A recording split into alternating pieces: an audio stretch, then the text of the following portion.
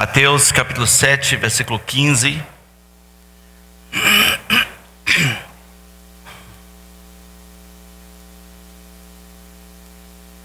Diz assim: acautelai-vos dos falsos profetas, que se vos apresentam disfarçados em ovelhas, mas por dentro são lobos roubadores. Pelos seus frutos os conhecereis. Colhem-se, porventura, uvas dos espinheiros ou figos dos abrolhos? Assim toda árvore boa produz bons frutos, porém a árvore má produz maus frutos. Não pode a árvore boa produzir maus frutos, nem a árvore má produzir bons frutos. Toda árvore que não produz bom fruto é cortada e lançada ao fogo. Assim, pelos seus frutos os conhecereis.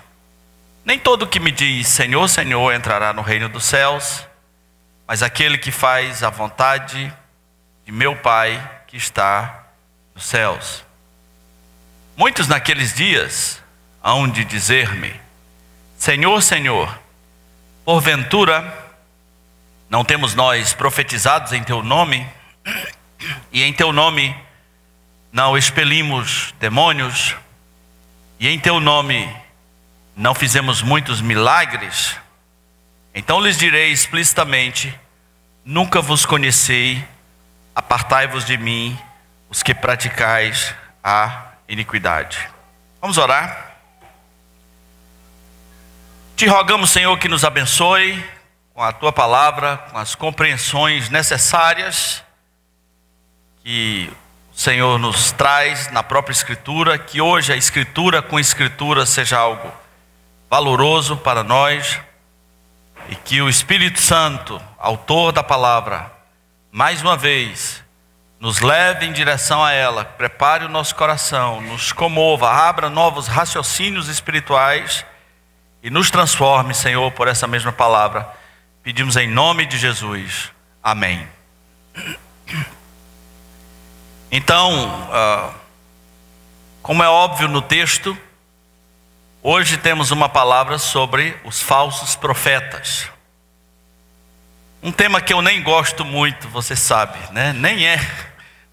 Nem é um tema assim que eu vibre, que eu me envolva emocionalmente. Às vezes as pessoas até acham que eu estou com raiva quando eu estou pregando sobre falsos profetas, né?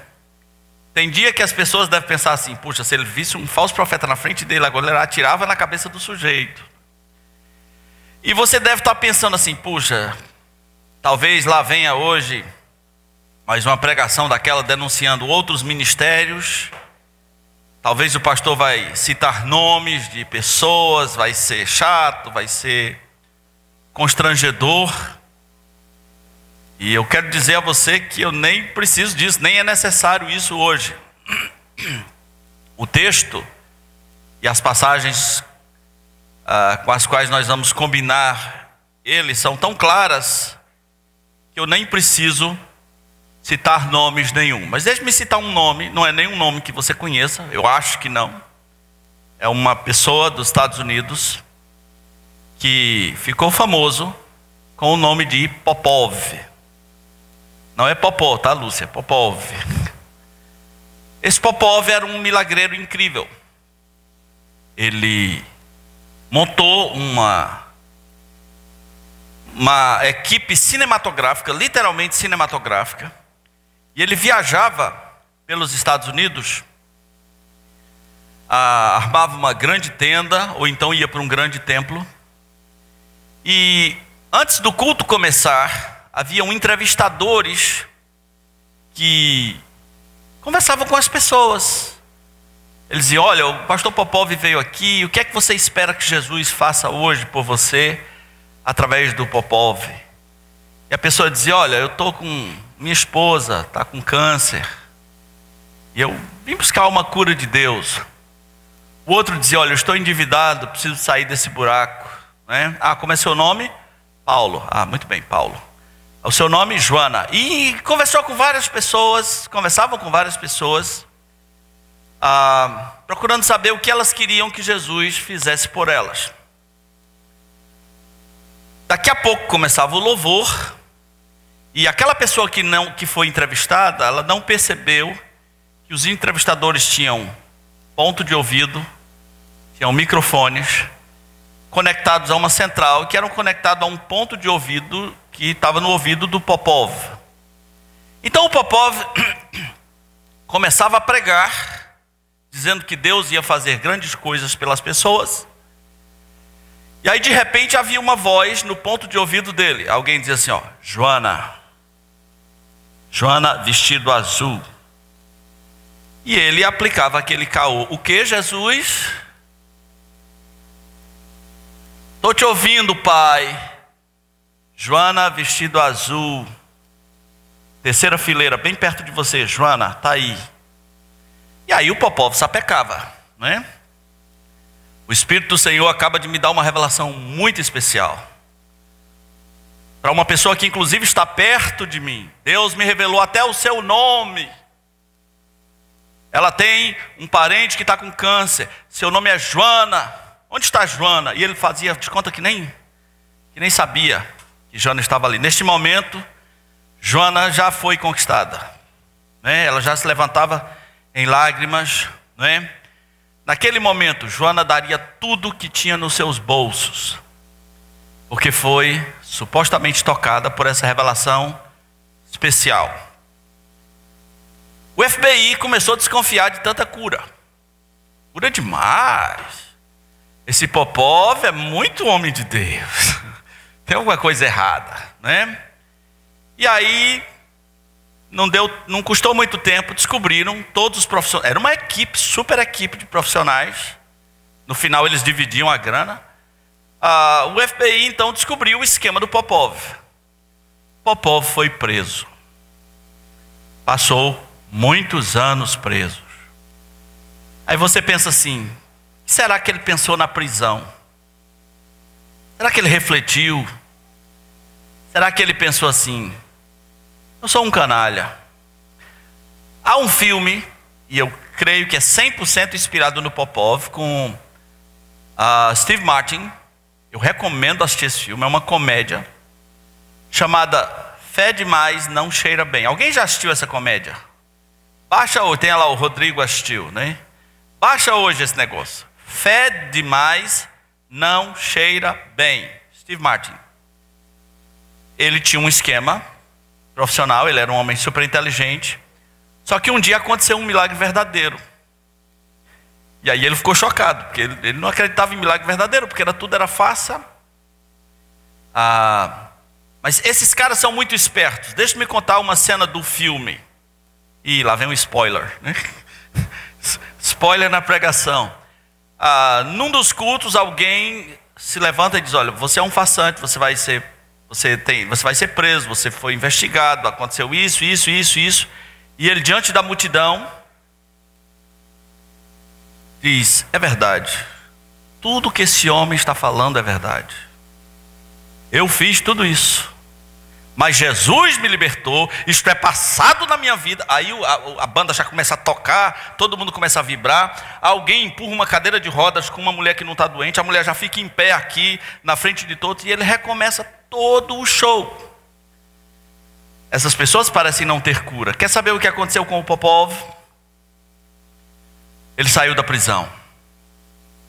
E um certo dia eu pensei assim, onde anda Popov?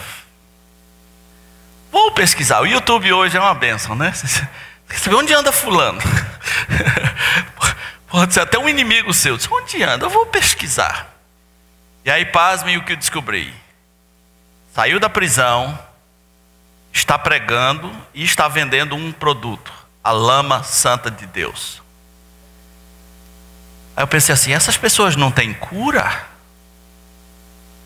Será que não há... Será que é um Zika vírus infernal, incurável, que se instalou? O cara foi preso. Era para ele aprender, né? Era para ele refletir. Puxa vida, tudo que eu preguei era uma farsa. Eu sou um pilantra, me arrependo no pó e na cinza. Não, voltou a pregar. Está vendendo lama santa. Detalhe, tem programas nos Estados Unidos, como a audiência do Fantástico, fizeram reportagens sobre essa nova fase do Popov. Só tem um detalhe, ele não dá entrevistas.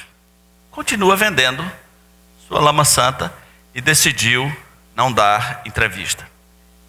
Eu estou falando isso para que você entenda que a toda a nossa volta sempre há um Popov. Sempre há alguém sem alma, capaz de comer a carne, roer os ossos e beber o sangue de alguém que estiver disposto a ser seu escravo. A primeira palavra desse texto é: acautelai-vos dos falsos profetas. Acautelar, meus irmãos, significa tomar todas as medidas possíveis, tomar todos os cuidados possíveis. Acautelar, literalmente, significa... Só tirar um pouquinho desse reverb aí, não vai dar problema. Só se tiver algum, que eu nem sei se tem. Acautelai-vos significa tomar cautela, ficar com grandes precauções a respeito de um perigo que possa surgir a qualquer momento. Qual é o pecado dos crentes em relação aos falsos profetas? Ingenuidade. Houve uma ingenuidade que rolou durante décadas, que quando a pessoa lia a palavra de Jesus que dizia assim: tome cuidado com os falsos profetas, aí ele pensava assim: o Papa, não era? Os espíritas, os macumbeiros, na minha casa era assim, os testemunhos de Jeová. Há uma lógica bíblica, e você vai ver isso. Eu não quero ser exaustivo hoje, mas você vai ver que há uma lógica bíblica de que os falsos profetas surgem de dentro. E Satanás levou o povo de Deus a pensar que eles viriam de fora. De fora é fácil combater, a gente já sabe, é de fora.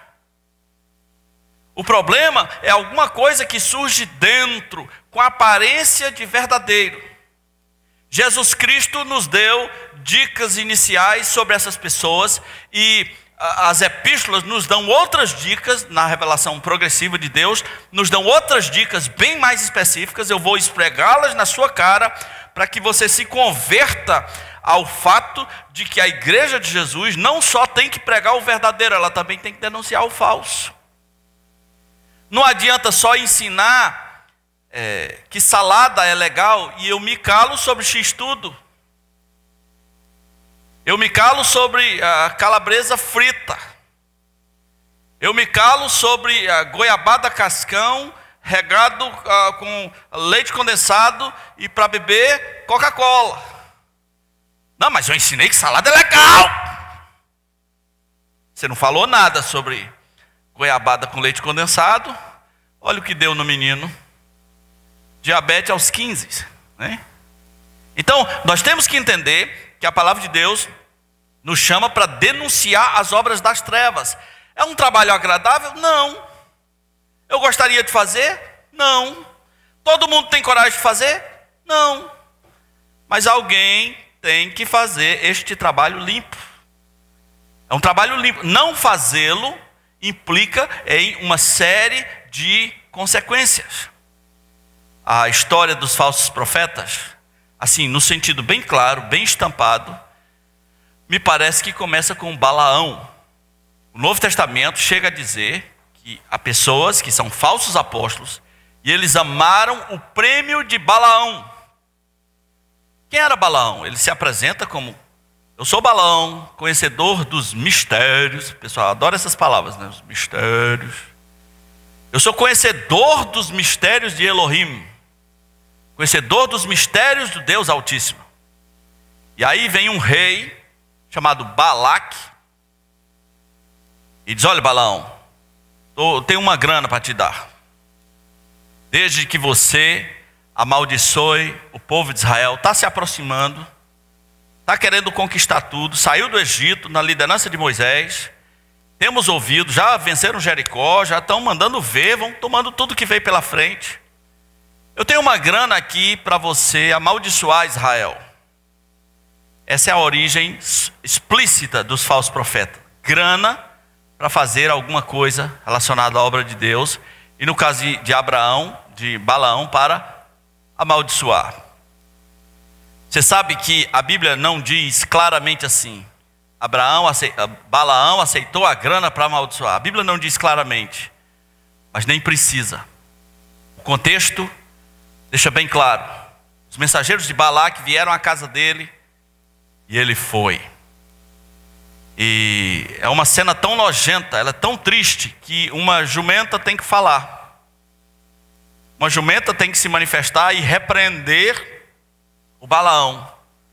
Pois bem, ele tenta amaldiçoar e o Senhor transforma a maldição em bênção. Qual é o prêmio de Balaão? Grana. Pessoas que estão no ministério por grana. Literalmente o Apocalipse diz, eles amaram o prêmio de Balaão, a doutrina de Balaão e o prêmio de Balaão. Agora, pergunta é o seguinte: por que é que você não tem coragem, ou não tem energia, ou não acha que é importante denunciar falsos profetas? Talvez porque você seja ingênuo, você é uma pessoa boazinha demais.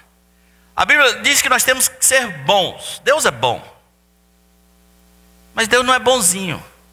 Então quando você é bonzinho, você deixa ele, né? A gente não pode julgar, a gente é bonzinho. Enquanto isso, vítimas são feitas a cada dia. Talvez você é ingênuo, você nem acredita mesmo que certas pessoas bem vestidas, com uma voz angelical, um corte de cabelo no padrão, uma gravatinha, falando manso, você nem acredita que aquela pessoa cercada por multidões seja falso. Você talvez não tenha coragem de denunciar, porque você não acha isso importante. A Bíblia diz em Efésios 5, não vos torneis cúmplices das obras das trevas, antes denunciai-as. E para você, a obra das trevas é o quê? É parada gay? Você denuncia parada gay, né? É prostíbulo? É macumbaria? É só isso que é obras das trevas? Tudo que for obras das trevas. O povo de Deus tem que levar isso muito a sério. O que Jesus disse sobre os falsos profetas, ele disse o seguinte: primeiro ele falou como é que eles se apresentam para você. Jesus disse, eles se apresentam como ovelhas. E é engraçado a palavra que Jesus usa: disfarçados em ovelhas. Ele não chega para você e fala assim: oi, sou falso profeta, tudo bem? Não é assim que funciona. Ele vai vir com uma outra roupagem. É importante que haja uma roupagem, um disfarce. E cuidado com o disfarce. Preste atenção no disfarce. Preste atenção no exterior. Essas pessoas apostam no exterior. Há um baile, a fantasia de falsos profetas à nossa volta todo o tempo. Olha para o exterior, olha para o disfarce. Olha para os títulos. Eles se apresentam disfarçados em ovelha. Você olha para a cara do sujeito, dá pena. Meu Deus, é uma carinha de ovelha, olha só. Né? Que ovelhinha linda que ele é. Como é que eu vou dizer que esta pessoa é falsa? Jesus diz, se apresentam disfarçados em ovelhas, mas por dentro são lobos. Eita! Se Jesus dissesse que eles são apenas lobos, já estava bom. Mas ele falou assim, por dentro são lobos roubadores. Pois é, não é só na história do Chapeuzinho que o lobo se disfarça de vovozinha. Você tem que ser perspicaz para dizer, olha, não me engana mais não, essa vovozinha é lobo. Não vai me comer, não vai me pegar, não vai levar tudo que eu tenho. Esta vovozinha é lobo. O disfarce é de ovelha, né? A gente até podia perguntar, Para que esta arrecadação tão grande? Para que esta pregação tão exagerada, né? Para que tanto marketing? Para que tanta atividade? É para te devorar, né? Por dentro não são lobos, são lobos roubadores, lobos devoradores, algumas versões diz. Então Jesus já deu a pista. Você nunca vai descobri-los no externo. Porque você olha para o externo. Oi, meu irmão, como você está? Tudo bem. Deus abençoe sua vida. Não vá embora agora. Deus tem uma palavra para você. Deus manda te dizer que o teu caminho será vitorioso. É um teatro de ovelhas, mas é um disfarce. É um disfarce. Por dentro são lobos roubadores. Aí você pensa assim, puxa, pelo que você está me dizendo, o disfarce é perfeito. Porque lobo se disfarçar de ovelha, poxa vida, né? São basicamente do mesmo tamanho, não é? Lobo e ovelha, é basicamente do mesmo tamanho. Dá para fazer uma gracinha, dá para botar uma cara de ovelha, dá para botar uns negócios ali. Aí você pensa, como é que eu faço para descobrir? A Bíblia vai nos dar muitas pistas, mas você já teve a primeira, é ladrão. Você não pode ignorar o fato de um obreiro ser ladrão e você achar que isso não é sério. É ladrão, é lobo roubador. Aí você não pode ficar com teatro religioso. Ah, quem não errou, atire a primeira pedra. A Bíblia diz que você não deve nem ter comunhão com o irmão que for ladrão. 1 Coríntios capítulo 5, a partir do versículo 14. Rogo-vos que não andeis com qualquer um que dizendo se irmão for beberrão, roubador, adúltero. Com esse nem sequer comais. Aí muito menos um líder, que você sabe especificamente que é ladrão, é um lobo roubador. Aí você diz, mas a gente não pode julgar, né? A gente não pode, tudo é de Deus, aleluia, não é?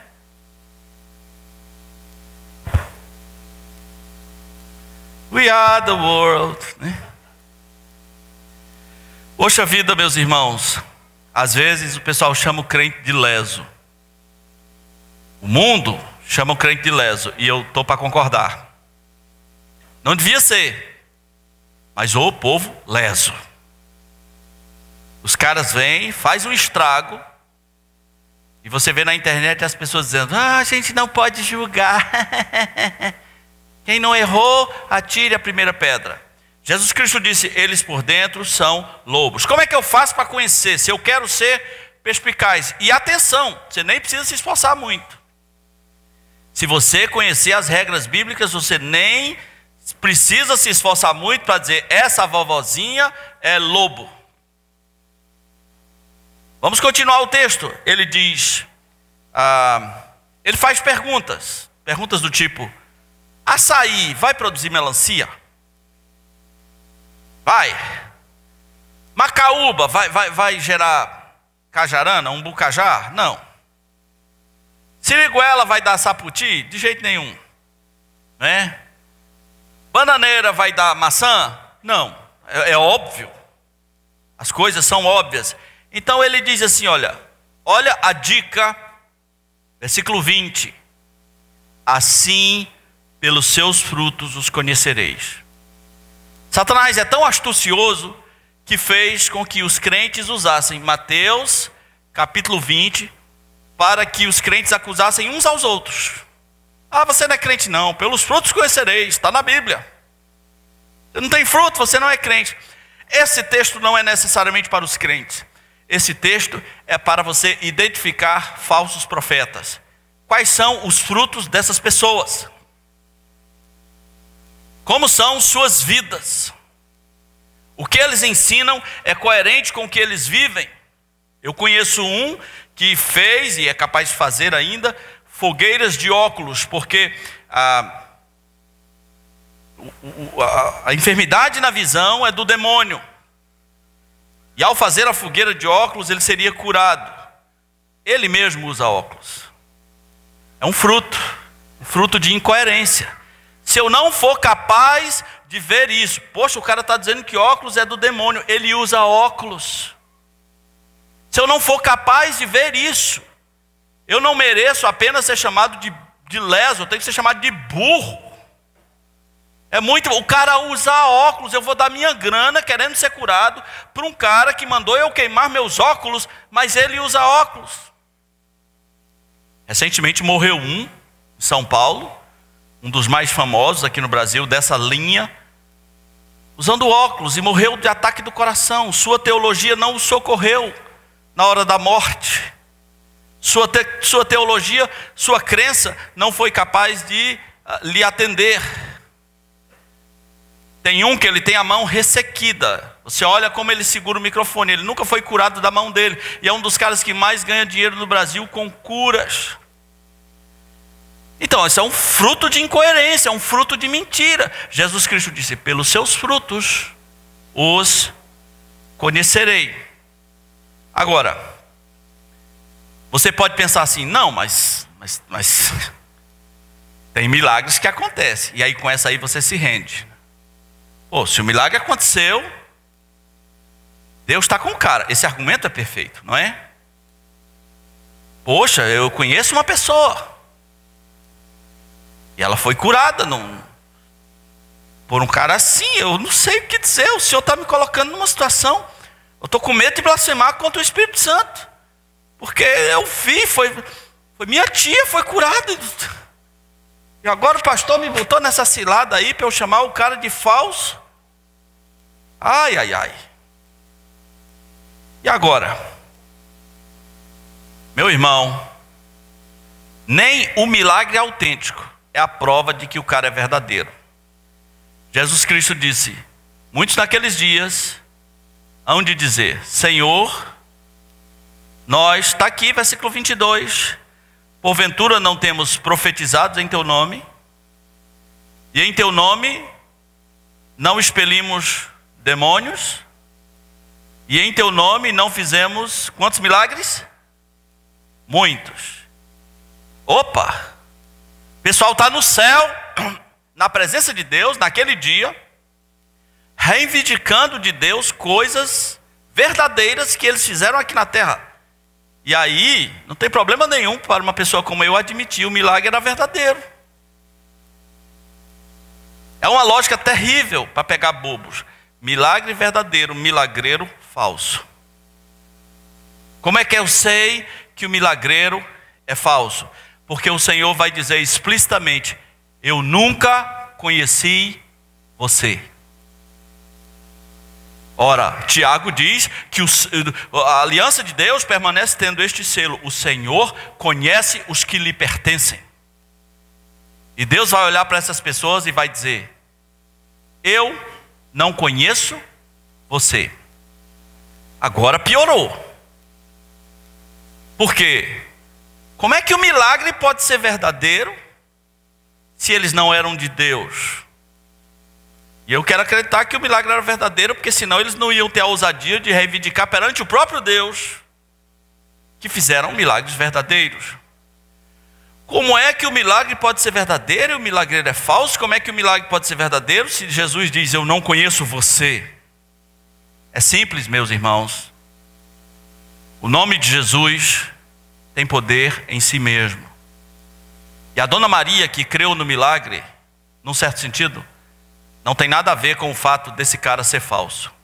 O que eu estou dizendo para você não é nenhuma aberração. Milagre verdadeiro, milagreiro falso. Não é a primeira vez que isso aconteceu. Quando Jesus unge os 12, Judas está no meio deles, ou não? E Judas fez milagres, sim ou não? O milagre era verdadeiro e o milagreiro falso. Inclusive, Judas, ele é um falso profeta importante. Jesus Cristo disse: eu guardei todos que tu me deste, menos um, o filho da perdição. Pedro diz que os falsos profetas inseridos no meio do povo de Deus já foram predestinados para esta condenação. Judas é tão falso profeta que ele tem uma característica incrível de falso profeta: o negócio da grana. Quando aquela mulher quebrou o vaso de alabastro, o único que se preocupou foi Judas. Puxa vida, quanta grana! Podia ter sido vendido e dar aos pobres, né? Aliás, ele entregou Jesus por causa de quê? Grana. Agora, até ali ninguém diria que Judas era falso. Ninguém participou da última ceia, aquela cerimônia incrível. E a Bíblia diz que Satanás entrou no coração dele. Então, o foco, meus irmãos, não é o milagre de Judas, é a vida. Ora, ninguém por aí sai falando da unção de Judas. Ele recebeu uma unção para curar, Mateus capítulo 10, toda sorte de enfermidade. Toda. Mas ele era falso. Foi-lhe concedido isso, mas ele era falso. O filho da perdição, para que se cumprisse a profecia, para que se cumprisse as escrituras. Olhando para o julgamento dos falsos profetas no céu, eu vejo que eles tiveram um passatempo incrível aqui na terra. Nessa conversa com Jesus, eles disseram que eles passaram a sua vida aqui na terra fazendo 3 coisas: profetizar, expelir demônios e operar milagres. 3 coisas, se ocuparam com isso. Veja que eles não disseram assim: olha, nós amamos a tua palavra, nós amamos o teu povo, nós quisemos viver uma vida de santidade. Não, o currículo que eles têm para mostrar é, qual é? Expelir, profetizar, fazer milagres. Este é o currículo. Inclusive, acharam que com este currículo o céu estaria aberto para eles. Eles acham isso. Eles pensam. Judas diz que são sonhadores alucinados, brutos sem razão. Os adjetivos são muito fortes. Olha o passatempo: expelir demônios, profetizar e operar milagres.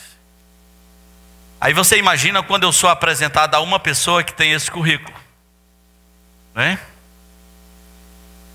De vez em quando eu sou apresentado a algum.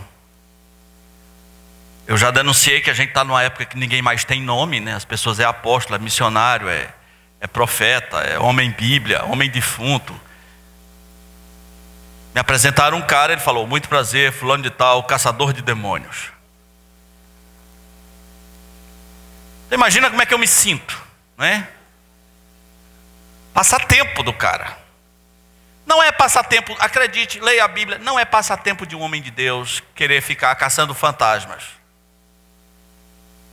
Gente que gosta muito de falar com o demônio. Parece que está falando com um coleguinha, né? Diz teu nome. Onde tu reina?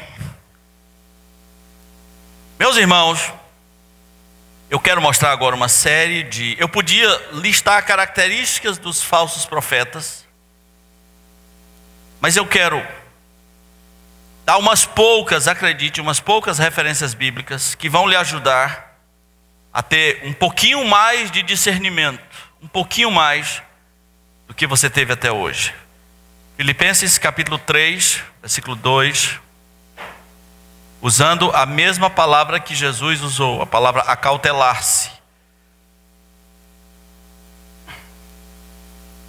Filipenses 3, 2.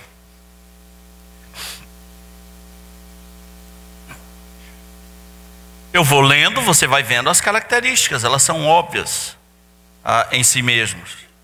Filipenses 3, 2 diz assim, qual é a primeira palavra? Muito cuidado, muita cautela. Acautelai-vos dos cães, foram comparados a cães, sem comentários, né?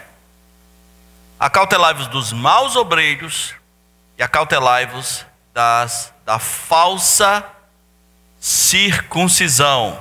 E olha o que diz no versículo 19, ao versículo 18. Pois muitos andam entre nós. Aonde? Entre quem? Não é lá na macumba, é entre nós.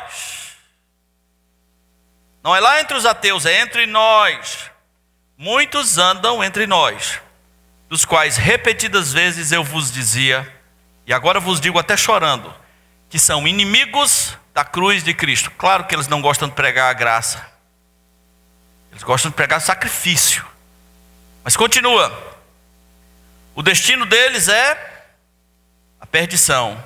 O Deus deles é o ventre. O que quer dizer o Deus deles é o ventre? O Deus deles é a barriga, é o bucho. Numa linguagem bem popular, eles só pensam no bucho deles. Quem é o Deus deles? Quem é o Deus deles? O bucho. Teu Deus é o bucho, vai para lá, coisa feia. Só pensa no teu bucho. Bucho aqui é a conta bancária, né? É o carrão do ano, é mansões, é fazenda, é o que for. O Deus deles é mamão, é o Deus riqueza, é o Deus dinheiro. Mas continua. O Deus deles é a perdição, o Deus deles é o ventre, e a glória deles está na sua infâmia, visto que só se preocupam com coisas terrenas. Vocês pensam que quando o mau testemunho deles sai na mídia, você pensa que eles se preocupam? Não, pelo contrário. A glória deles é essa, a não fama, a sua infâmia. Estamos sendo perseguidos, né? Eu estou sendo perseguido, Brasil. Estamos sendo perseguidos. Foi mostrado por 1 hora numa emissora de TV os meus crimes, as minhas mentiras, mas eu estou sendo perseguido, graças a Deus. Tem um que tem uma frase muito famosa, ele fala assim: a gente é como clara de ovo, quanto mais bate, mais cresce. Então a gente gosta disso mesmo, deixa bater, é a glória. Gostariam desse momento, né? Adoram estar na mídia e só se preocupam com coisas terrenas. Ah, eu cheguei nessa igreja com a vida desgraçada, agora eu tenho 2 carros, 2 fazendas, 2 lojas. Mas não falou que tem a salvação, né? Alguém foi dar um testemunho numa igreja assim: olha, eu cheguei aqui, ouvi o evangelho, conheci Jesus, mudei de vida, sou uma pessoa salva, amo a palavra de Deus. Aí o pastor falou: sim, agora conte a bênção. Para essas pessoas isso não é uma bênção. 2 Coríntios capítulo 11.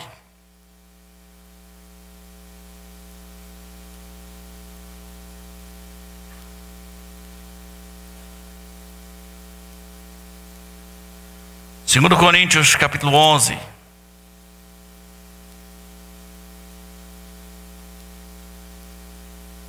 Não tem nada novo debaixo do sol. Esse problema foi enfrentado desde o começo da igreja primitiva.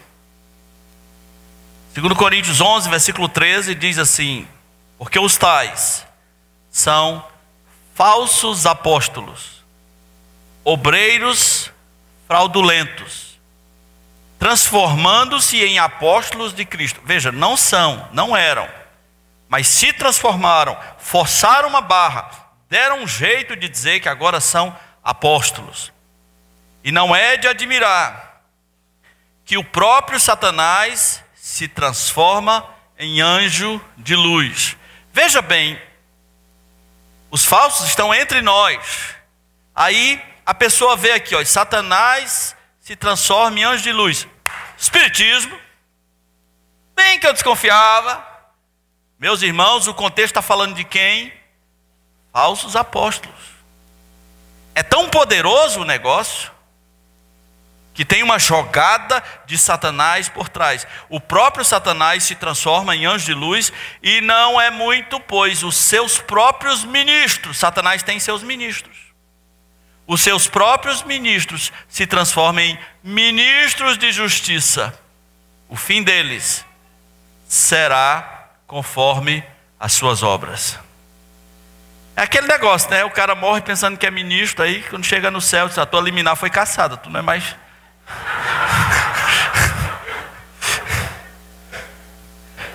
não é mais ministro. Ô companheiro São Pedro, que é isso?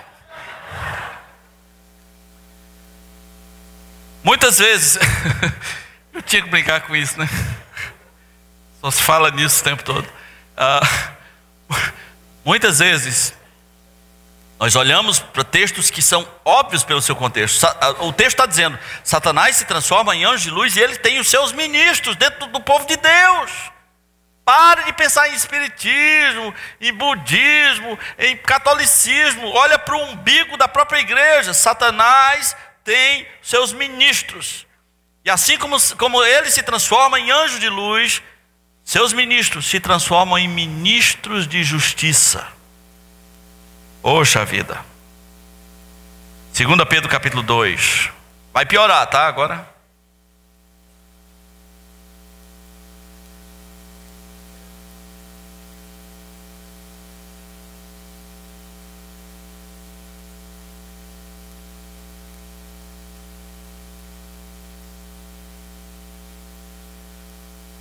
Segunda Pedro capítulo 2.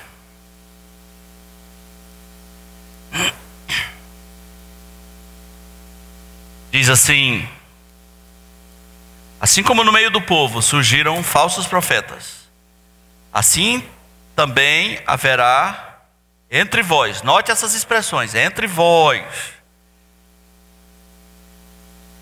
falsos mestres, os quais introduzirão dissimuladamente quer dizer com disfarce, quer dizer, é o lobo disfarçado de ovelhas, dissimuladamente heresias destruidoras. Uma coisa é uma heresia, outra coisa é uma heresia destruidora. Não é uma heresiazinha isolada, é uma heresia que tem potencial de destruir a igreja de Jesus Cristo, de deformar a igreja de Jesus Cristo. Heresias destruidoras até o ponto de renegarem o soberano Senhor que os resgatou, trazendo sobre si mesmo repentina destruição. E muitos seguirão suas práticas libertinas. Veja, algumas pessoas gostam de colocar esse negócio de multidão como um critério de verdade. Se multidão for o critério de verdade, a Igreja Católica é a noiva de Jesus. Multidão não pode ser critério de verdade. Aliás, tudo que é muito popular é muito leviano. A voz do povo não é a voz de Deus. Cuidado com aquilo que atrai o povo. Quando os israelitas foram entrar em Canaã, os espias voltaram com um relatório pessimista. A voz do povo é: nós vamos ficar aqui mesmo. Apenas 2 homens disseram: não é assim, nosso Deus nos deu a terra. Então cuidado com o critério numérico para julgar se uma coisa é verdadeira ou não. Quando Jesus estava alimentando pessoas e curando, a multidão estava com ele. Na hora da verdade mesmo, na hora da cruz, meia dúzia. Meia dúzia. Então quando é para comer pão, quando é para tirar vantagem, quando é para curar o parente, todo mundo quer esse Jesus. Mas o Jesus que vai para a cruz e promete a cruz a você e é humilhado publicamente, esse as pessoas não querem. Então diz assim: muitos seguirão suas práticas libertinas e por causa deles será infamado o caminho da verdade. Parece o Jornal Nacional, não é isso aqui? Por causa deles. Veja, o evangelho nunca é inflamado por causa de grupos menores e sérios, é inflamado por causa dessa gente. Por causa deles será infamado o caminho da verdade. Mas agora vem o raio-x da doutrina de Balaão. Diz assim: e também, ai meu Deus, olha aí 2 Pedro 2,3. E também movidos pelo quê? Quem move eles não é o Espírito Santo. Quem move eles é a avareza, é o amor ao dinheiro. Hoje é assim, os caras dizem: pá, preciso montar uma igreja para mim. Uma igreja para mim. Eu preciso montar uma igreja para mim. Preciso me dar bem. Preciso abrir um negócio. Movidos por avareza. Agora isso aqui é de arrepiar. Farão comércio de vós. Ui! Você já deu alguma grana para um cara desse? É só comércio, irmão. É só comércio, é só um produto vendido. É como disse um líder famoso: ou dá ou desce. É assim que funciona. Farão comércio de vós com palavras fictícias, com coisa que não existe. Mas eles inventaram que existe. O líder, presidente de uma denominação famosa, eu não vou dizer o nome, eu tenho até um respeito por essa denominação. Presidente de uma denominação famosa aqui do Brasil. Um certo dia, ele leu na palavra que pessoas trouxeram ofertas e colocaram aos pés dos apóstolos. Então ele, no meio do culto, teve a revelação de que pessoas teriam que vir colocar dinheiro aos seus pés. E ele entrou em transe. E aí as pessoas começaram a colocar dinheiro aos seus pés. E foi muita grana. Dinheiro aos pés do apóstolo. O que move eles é a avareza. O que move eles é a avareza. Farão comércio de vós. Para eles o juízo é lavrado a longo tempo. Não tarda o juízo não tarda, o tempo não tarda e a sua destruição não dorme. Então, num certo sentido, a gente deve denunciar, mas não deve se angustiar. O tempo deles está guardado, faz parte, tem que existir. Não é porque faz parte que a gente vai ficar calado. Nós temos que ter, como o diabo é o pai da mentira, nós não podemos ficar achando que uma pessoa que tem essas características é de Deus, e nós temos que dizer: essa vovozinha é lobo mau. Fala como vovozinha, né? Tem o olhar de vovozinha, mas é lobo mau. A destruição deles é tão terrível, meus irmãos, que Pedro compara ele a dois tipos de seres: os demônios desobedientes nos dias de Noé e o povo de Sodoma e Gomorra. Pedro diz: Deus não poupou nenhum desses e também não vai poupar essa gente. Atos capítulo 20, versículo 29.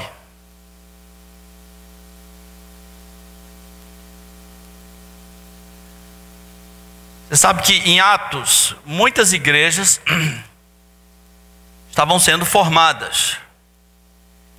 E uma metodologia que muita gente não leva a sério de Paulo é que fazia parte da sua obra não só pregar o evangelho, mas advertir contra falsos mestres que surgiriam no futuro.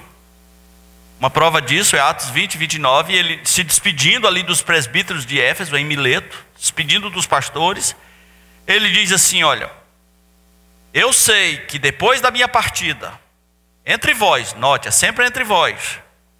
Eu sei que depois da minha partida, entre vós, penetrarão lobos vorazes, que não pouparão o rebanho. Meus irmãos, o papel do lobo é destruir a ovelha.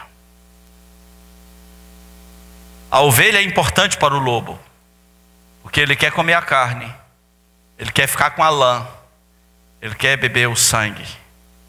Se for possível roer os ossos, ele vai roer. E Paulo disse: eles vão surgir do meio de vocês e não pouparão o rebanho. Continua, versículo 30. E que dentre vós mesmos, note, é sempre entre vós, esqueça esse negócio de espiritismo, é entre vós, e que dentre vós mesmos se levantarão homens, falando coisas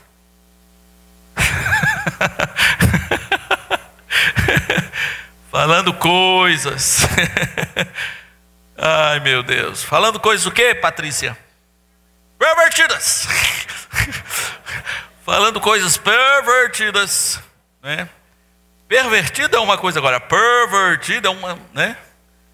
É uma perversão maior. Falando coisas pervertidas para arrastar os discípulos atrás deles. Meus irmãos, muito tem conseguido. Ele continua, versículo 31, dizendo: portanto, vigiai, vigiai.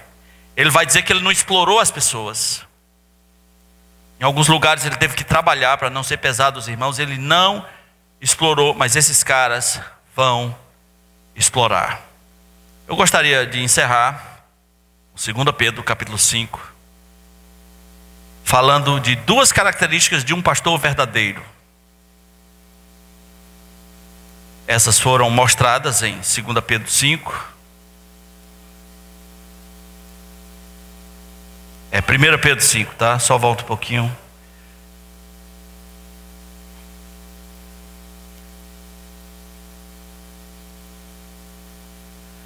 Primeiro Pedro capítulo 5, Pedro falando para os pastores, presbíteros, aqui é o nome usado, diz assim: pastoreai o rebanho de Deus. 1 Pedro capítulo 5. Duas características tem outras, mas eu quero citar só duas. Pastoreai o rebanho de Deus que há entre vós, não por constrangimento, mas espontaneamente, como Deus quer. E agora atenção, primeira característica negativa que não deveria existir no obreiro: nem por sórdida ganância.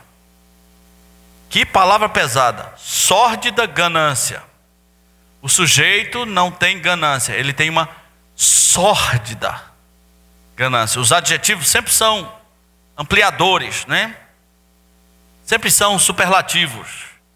Sórdida ganância. Se você conhece alguém que tem sórdida ganância e você quer confiar as mãos, você quer confiar a sua vida na mão dessa pessoa, isso é um problema seu. Mas a Bíblia diz que o homem de Deus não pode ter sórdida ganância. Muita gente está entrando no ministério por grana. Grana mesmo. O sujeito viu que é possível, às vezes nem são crentes.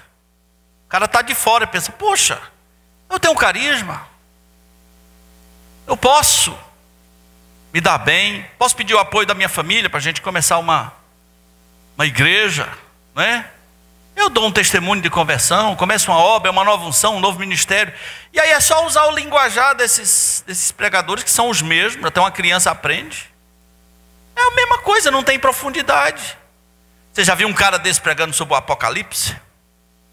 Você já viu um cara desse pregando sobre as duas testemunhas do Apocalipse, o Armagedon? Você já viu um cara desse pregando sobre Gog e Magog, as 7 igrejas da Ásia? Você já viu alguém pregando sobre Apocalipse 4? Não vai pregar, por quê? Porque não sabe. Ele só sabe pregar sobre Deus quer o melhor para você. É fácil pregar isso. Aprenda as palavras mágicas. Isso é chamada teologia do Ali Babá. O cara aprende as palavras mágicas, aí entra ele e os 40. E aí faz um estrago terrível. É assim que funciona. Então Pedro disse: olha, ele está falando para pastores verdadeiros: pastoreiem o rebanho, mas não com sórdida ganância. E aí vem uma outra característica: nem como dominadores dos que vos foram confiados, antes tornando-vos modelos do rebanho. Nós estamos na época dos dominadores do rebanho. Tem um negócio de uma cobertura espiritual que é a coisa mais covarde que já inventaram, pelo menos em alguns lugares, onde o sujeito tem que prestar conta de cada passo da sua vida. E eu já fui confidenciado que o sujeito tinha que ligar para o líder para saber se podia fazer sexo com a esposa naquele dia. Eu ri demais. Imagina o sujeito ereto. Vou ligar para o meu líder. Alô, meu líder, rapidinho me responda aí, meu líder.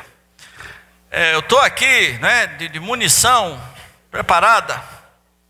Eu posso? O líder vai dizer: olha, hoje o Senhor me incomodou a teu respeito. E o Senhor manda te dizer para se consagrar.